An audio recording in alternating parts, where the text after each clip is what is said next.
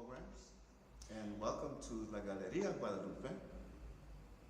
We've been doing special programs all day long featuring the different programs that the Guadalupe Cultural Arts Center features in all the different arts disciplines. And like Jorge said, today we're in our Galeria Guadalupe with a very, very special program, a very, very special exhibit that we're having the honor to be able to host in our gallery this year.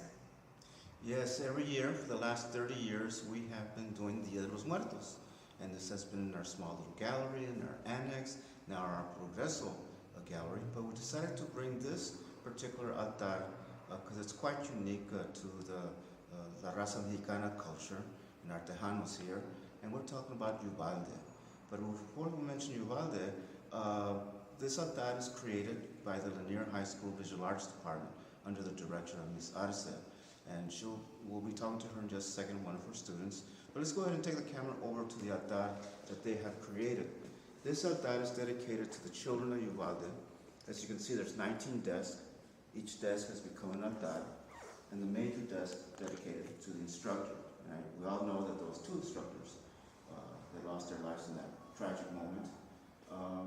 And so we want to ask the teachers and the students a few questions, but I want the viewers to see the altares. They're quite strong, and we're going to be leaving the altares up for quite some time.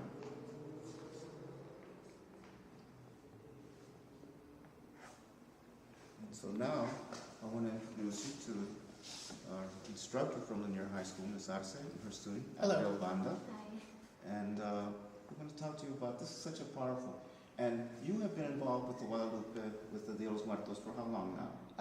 With the Guadalupe for 6 years now. 6 years. 6 years. And every year you present something very strong, Yes. very heavy, and with lots of heart and lots of passion. Yes. But now this year, it took the bar even higher. Yes, we wanted to honor the students and the teachers that lost their lives.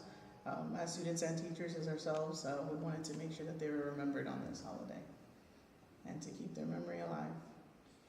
Very powerful. And so you've had parents, you have communicated with the parents, and some of them have come here. Can you tell us a little bit of reflection on their feeling of what they say? They were really thankful that we did something like this for them. I know a couple of the parents, they do want to take the desk, and they're more than happy to take them. If any other parents who have not been reached out yet, if they would like to take the desk, they are more than welcome to take the desk. But yeah, they were. So this altar is composed of, like Jorge said, 19 desks, and these representing each student that lost their lives. And these desks were actually made by the students, Yes. right? They're paper, cardboard desks. Yes. And Abigail, you worked on this altar, right? Yes. And tell me what that was like for you.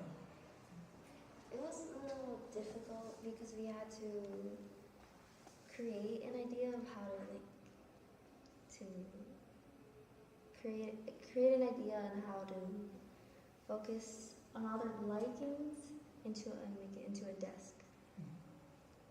And I've noticed that each desk has a photo of the child and items, and I'm sure because of all the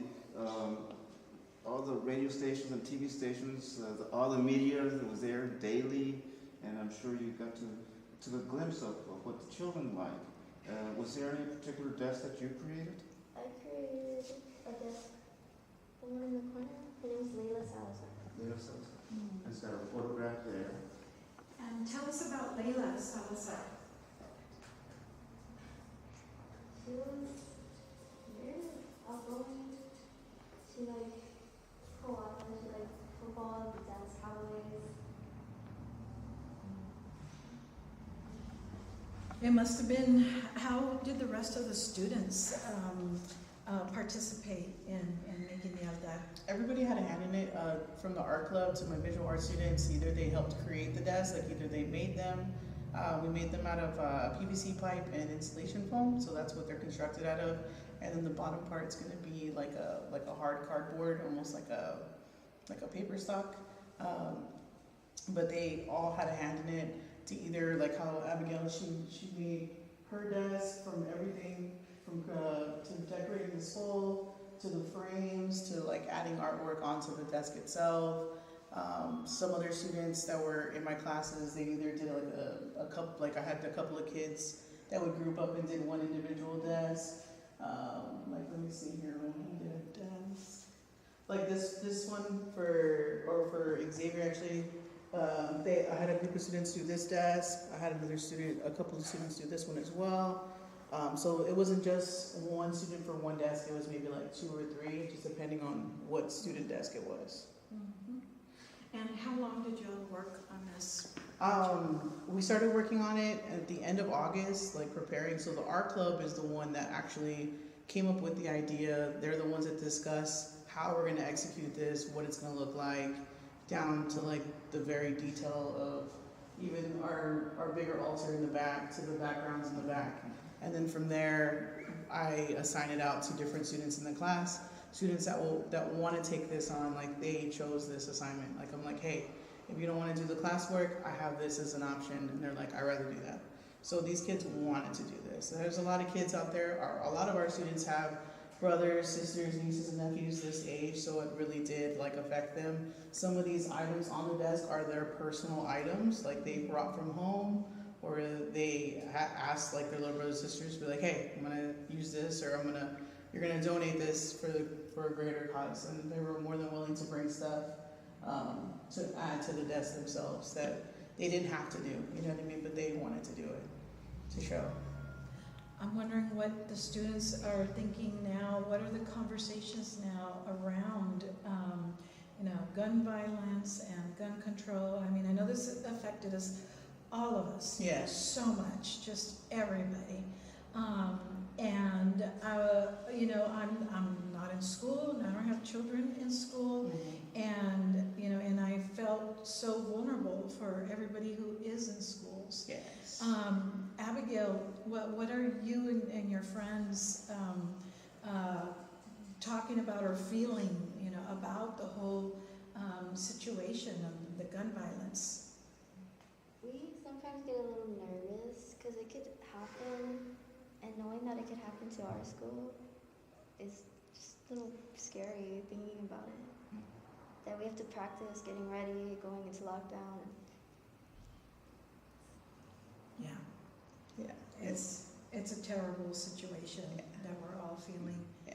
And is that a message that you are also trying to put your heart into? Yeah, as an educator, like I wanted to show, like, this is something, and I mentioned this to several people who've asked me about this, that it weighs real heavy in the back of my mind when I walk into the building, like it could happen.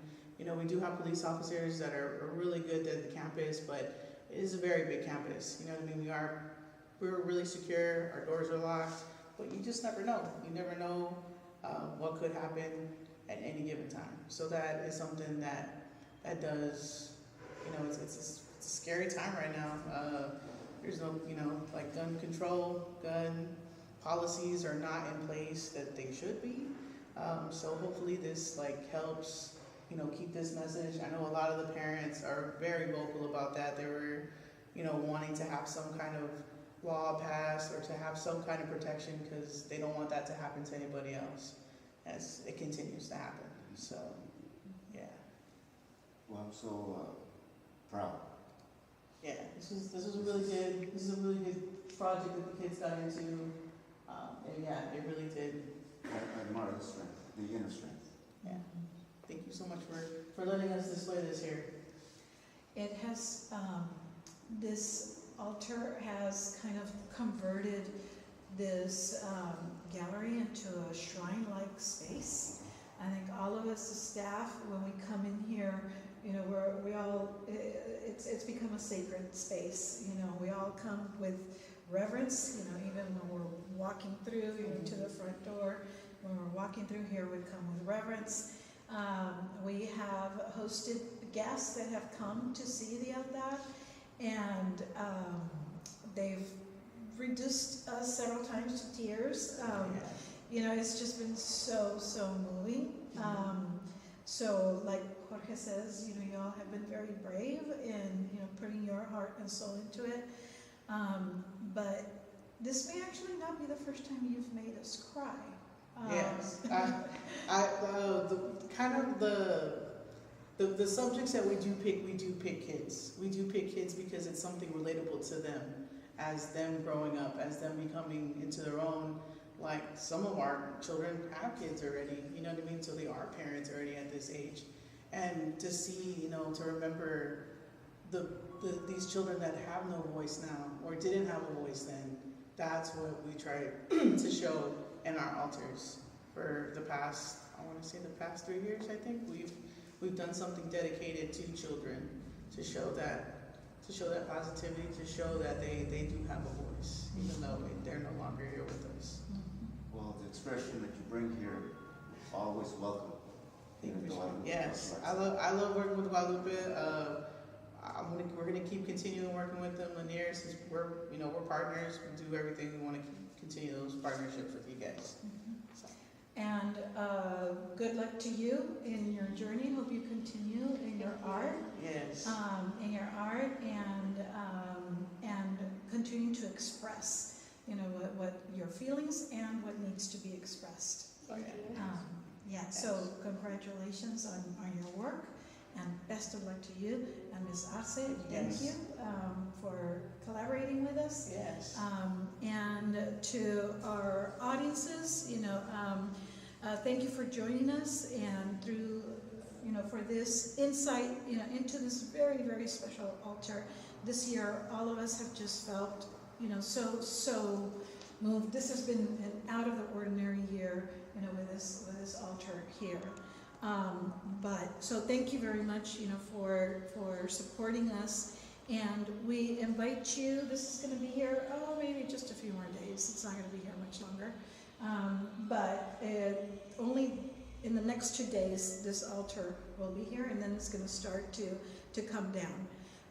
So if you want to come tomorrow. That's probably your last day that you're going to be able to see it. Okay, anything else? Anything to close out? That's it. So just please join us. Look at our website for other activities.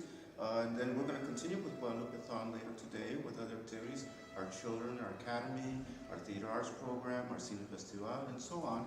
And in Facebook, you can capture some of the stories that we had earlier today. Our bookstore, our other altares for Dia de Muertos. We had Choposada earlier. So it's an all-day activity. But I'm very, very honored, very humbled. Thank you, sir. Congratulations. Thank you, guys. Yeah. Thank you so much. Thank you.